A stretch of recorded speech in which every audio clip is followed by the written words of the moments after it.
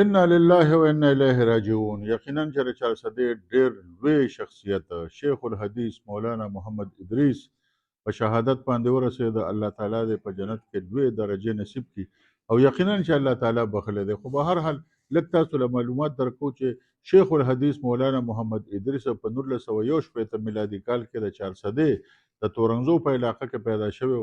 د پلار نوم یې محترم مولوي حکیم عبدالحق او خلکو به په مناظر اسلام باندې پیژنده. مولانا محمد ادریس د د نیکه نوم شیخ الحدیث مفتی شهزاده فاضل دارالعلوم دیوبند و. هغه یو علمی شخصیت او د خپل دور ډېر لوی مفتی او شیخ الحدیث و.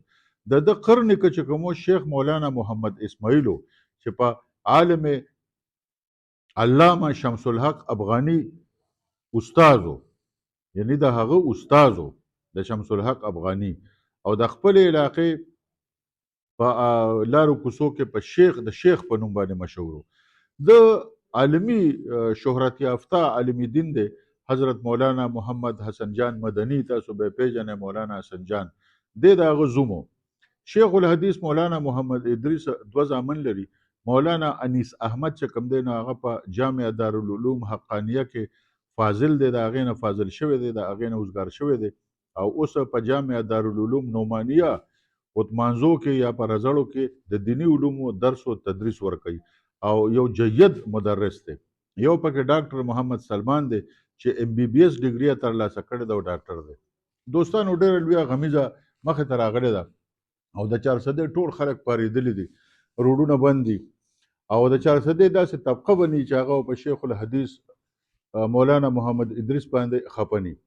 په دې کې د ټولو نه غټ لاس چې کوم دی هغه د تحریک انصاف یو یوټیوبر دی ساقي جان چې په سعودي عرب کې ناست دی او دغه کس چې کوم دی نو دغه رانیول پکار دی ځکه چې دا ټوله لانجو مغه جوړه کړې وه. بیا د هغې نه پس داعش خراسان او د پاکستان چې کومې وسلوالې ډلې دي هغه بیا شیخ الحدیث مولانا محمد ادریس پس یو ډېر ناور او زهریله کمپین شروع کړو.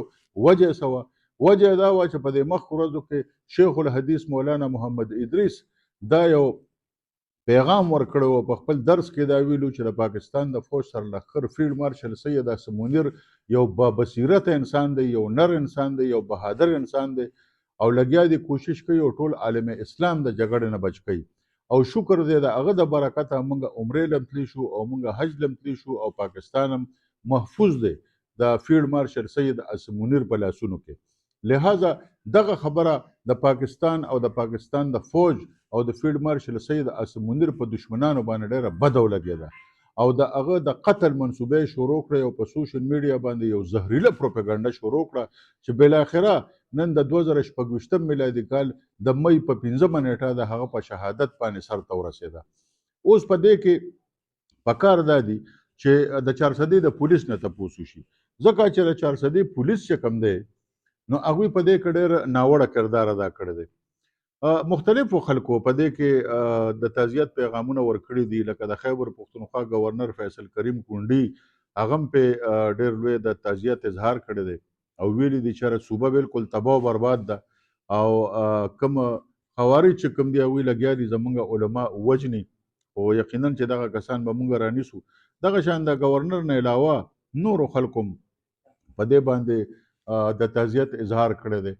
واقع صدا سه وا چې نن هغه مدرسې ته روان و د تورنګزو نه او چې د عثمانزو بایپاس ته دې سر ته راورسېد دارالعلوم نعمانیې سره نږدې نو په موټرسایکل باندې کسورو کسانو هغه باندې ډزې وکړې او دا ټارګټ کیلرز او هغه بالکل وویشته او هغه سره چې دوه کم ګنمینان نو هغه پکې زخمی شوي دي او ډېرې ډزې نه دي کړې ځکه چې ډېر ماهر ټارګټ کیلرز او دا ټارګټ کلر چې کوم دی نو دا اکثر همدغه وسلوال کسان دي چې د پاکستان د فوج او د پاکستان د پولیس پر ضد باندې جنګیږي.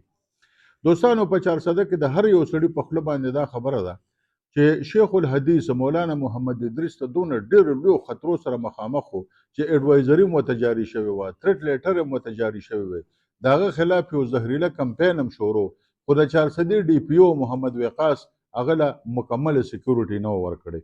پکار دی چې هغه سره یو دوه موبایل و چې یو موبایل ته مخکې او یو موبایل ته وروسته ځکه چې ما تاسو ته وویل چې هغه یوازې د چارسدې یو ډېر اوچت شخصیت نه دی بلکې هغه د افغانستان، هغه د پاکستان، هغه د سعودي عرب، او هغه د ټول عالم اسلام یو پوزه حسابېږي او خدای دې په جنت کې درجې بلند کړي. داسې کسان نه مري او دا ترهګر موږ په دې طریقو باندې نشي ارولی. دوی به زموږ عالمان هم شهیدان کوي، دوی به موږ هم شهیدان کوي، زموږ صحافیان به هم دوی شهیدان کوي او موږ به هم وجني. خو د دوی ګولۍ به ختم شي، خو زموږ سینې به انشاءالله تعالی چې همدغه شان ولاړي. خو د افسوس خبره دا ده چې په چارسده کې چې نن سبا کوم یو کس ډي پي او دی چې محمد وقاص نوم دی، هغه سره دا غم نشته. د هغه په وخت کې دې ځای کې دونه ټارګټ کلینګ وشو او دې ځای کې ټي ټي پي دونه فعال شوې ده چې هغوی دې ځای کې باقاعده خپل ولایت جوړ کړی دی او چې څوک یې خوښ وي نو په رڼا ورځې وجني. زما به د فیلډ مارشل سید اسم منیر نه او د پېښور د کور کمانډر نه دا مطالبه چې د چارسدې اعلی حکام د سمدستي معطل کړی شي. د دې نه علاوه چې کومو کسانو له اډوایزرۍ ورکړې شوي دي او تھریټ لیټر ورته جاري شوي دي، هغوی له د مکمله سیکورټي ورکړی شي، ځکه چې دا هغه کسان دي چې دا په کورونو کې نشي کېناستی. دوی به خامخا مدرسو ته ځي، دوی به ریډیو ته ځي، دوی به خپل پریس کلب ته ځي، دوی به خپلو ډیوټو له ځي. لہذا دوی له مکمل سیکورټي ورکول پکار دي. الله تعالی دې د شیخ الحدیث مولانا محمد ادریس درجې بلند کړي او یقینا چې بلند دي او د چارسدې صحافیانو او د چارسدې 100 لکه خلک چې کوم دی نو هغه پسې جاړي او هغه پسې خفه دي او د پاکستان 40 کروڑه خلک په هغه پسې خفه دي او په هغه پسې جاړي. انا لله و انا الیه راجعون.